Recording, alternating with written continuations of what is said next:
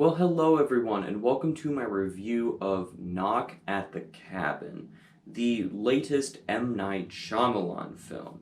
Now, this was one of my most anticipated movies of the year, but it wasn't extremely high on that list, and that's mainly because it's an M. Night Shyamalan movie, and that's both an amazing thing and bad thing, because M. Night Shyamalan has delivered some of just the greatest thrillers of all time. When you think of stuff like Signs or The Sixth Sense or like his Unbreakable trilogy with Glass being one of my favorite movies of all time. Like all of those movies are just phenomenal, awesome, thrilling movies. But then you also get the other side of M. Night Shyamalan, which is just terrible movies. Like just a few years ago we got Old, which was my least favorite movie of that year. You get other stuff like, I haven't seen it, but I've heard that like After Earth and like Avatar The Last Airbender, like both of those I've not heard anything good about. It just seems like M. Night only makes amazing movies or terrible movies. So I walked into this one optimistic that it was going to live up to his glory days of making those amazing, amazing thrillers and not, just giving us another terrible M. Night Shyamalan movie. But I thought the first trailer to this movie looked really good, had me very intrigued, and I was extremely excited from that first trailer. Then that second trailer dropped and I watched and I was like, ooh, I don't know about this one now. I'm kind of getting worried here.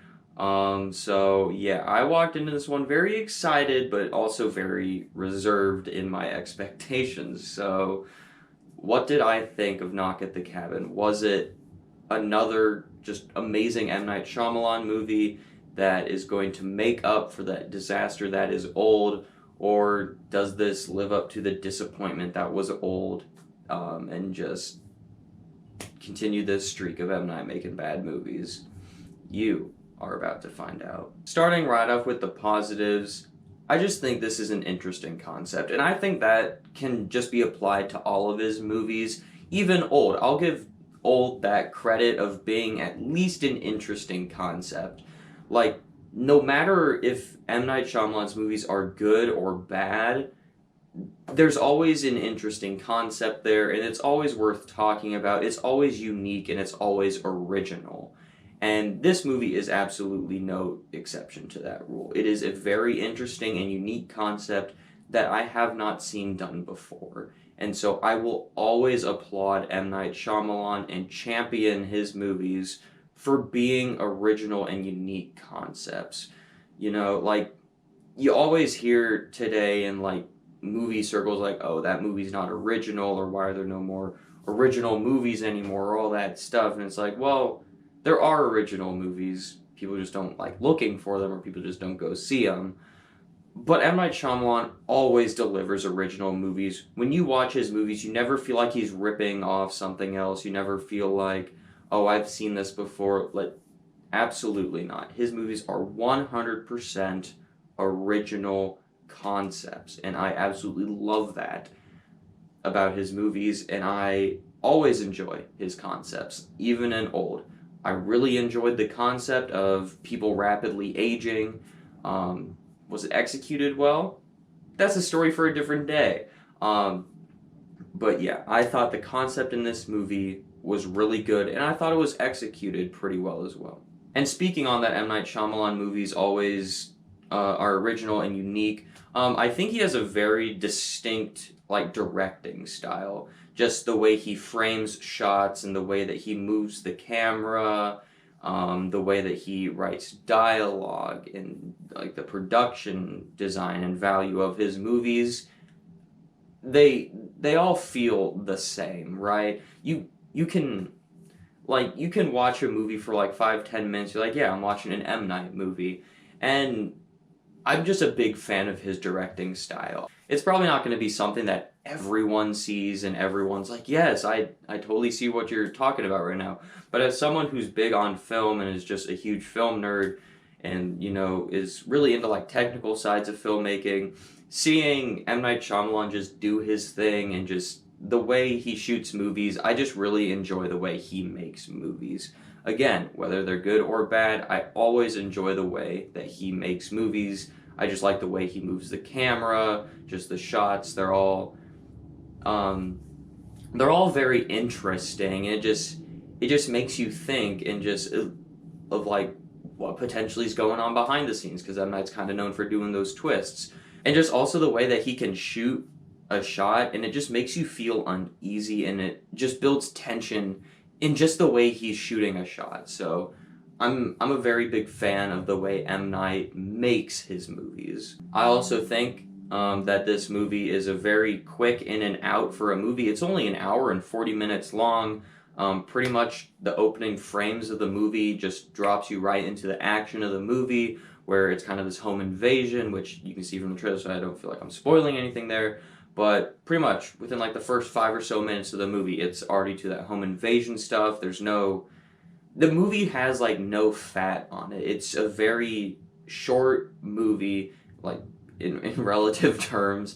It's a very short movie that is a quick in and out that doesn't waste your time with all this extra stuff going on. It just all focuses in on this concept and isn't trying to do 5 things at once. It's just trying to do one thing very well in a short amount of time and only trying to do that one thing, and I think it succeeds very well at that. The movie is also extremely tense with this concept of a home invasion, where, again, if you see the trailers, it's about this family having to sacrifice one of them to prevent the apocalypse, and that situation is pretty terrifying, and the movie is very tense with that concept, just through what happens throughout this entire runtime of the film. There's just a lot of tense scenes in this home invasion concept with these 4 strangers in the house. So yeah, I thought the movie was very tense, and it's kind of, and like I said, where the movie starts right away and it doesn't really have a whole lot of fat on the movie, and it just kind of gets to the point and then gets out. You know, it's a very quick and easy movie. The tension stays throughout the entirety of the film because A, you don't have that long of a runtime, and B, M. Night just executed this concept very, very well. And then my final positive for this movie today is going to be Dave Bautista's performance. Now, Dave Bautista is an actor that I've always liked, and I always like seeing him in things, but I haven't seen him in a whole lot of things. You know, he obviously plays Drax in the Marvel movies, and that's where a lot of his recognition comes from most people. But I also liked him in the James Bond movie. I believe it was Skyfall he was in. He was in Skyfall or Spectre, one of the two, but I think it's Skyfall. And then also in Glass Onion last year, I thought he was awesome in that. And so I always like seeing him. I just think he's a really fun guy to see on screen. And I think this is a very different type of performance for him, where he's just very calm, like cool and collected, but he's also like trying to prevent the apocalypse, like literally. And so it just comes off very creepy, but at the same time you feel for his character and you like his character. So yeah, I just thought he did an amazing job in this movie, and within this movie, he was 100% my favorite performance. Now moving on to my mixed aspect, which I'm going to say this is more of a mixed positive aspect to this film, but since it's an M. Night movie, you're going to have a twist in this movie, and I hesitate to call it a twist because it's not. Because when I think of the word twist in a movie, I feel like when I say that, it needs to reframe the whole movie, and then when you rewatch it's just like mind-blowing how you didn't see this beforehand. And I don't really think this twist does that. The reveal that happens in the last few minutes of the movie, it doesn't necessarily reframe everything that came before, but it makes more things make sense. You think like, oh yeah, that was pretty clever, but it's not something that I thought was mind-blowing. didn't necessarily enhance everything that I saw beforehand. It was just, oh yeah, that makes sense. That was pretty cool.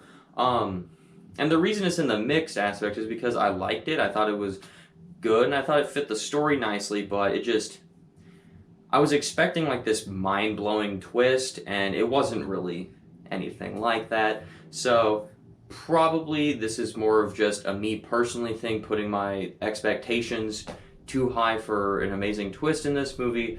But as is, I thought it was decent, but it wasn't like the greatest thing known to mankind. And now moving on to my negatives for this movie. I thought one of our main characters was just terrible. I hated him. I straight up hated his character throughout the entire movie. Now the performance by the actor is very good, and he plays the part very, very well.